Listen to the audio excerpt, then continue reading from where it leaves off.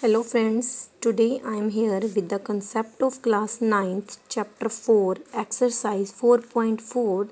This is not too much difficult, only you have to see the concept of number line and Cartesian plane. Before introducing this, firstly I want to tell about number line and Cartesian plane. What is the difference here? Number line, where you represent your given equation in one variable. One variable means x or y in whatever you can, is also known as integer line that you have done in junior classes. Now Cartesian plane. Cartesian plane means quadrant, where you have to plot your points in two variables x and y. We can say in form of coordinate, where x and y will be there, just like quadrant system we discussed in my previous video, chapter 3rd, coordinate geometry. Now we will see the examples related to this concept. First question is, draw the graph of. I have taken 4 examples we will discuss. First is x is equal to 5.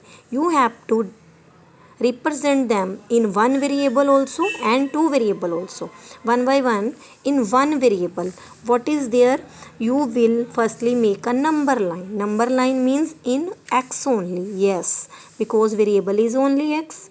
So what is a number here? 5. You know, on left side number will be negative and on right side number will be positive. What is your value? Positive 5. You will only dark it. And next is, you have to make it in two variables. Two variables means you will plot this point in quadrant system. Firstly you will prepare your quadrant system. Cartesian plane means, you know, this is x-axis, this is y-axis, where these will two intersect, that is your origin. You know, where x-axis this is positive, y is also positive, and this is a reflection of x. It means it will be negative, and here it will also be negative. Reflection will be negative.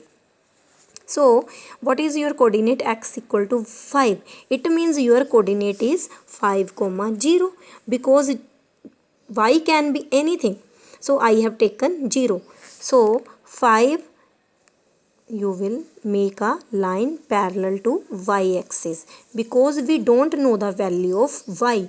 Y can be anywhere, but 5 is your fixed. So we will make a parallel line to y-axis.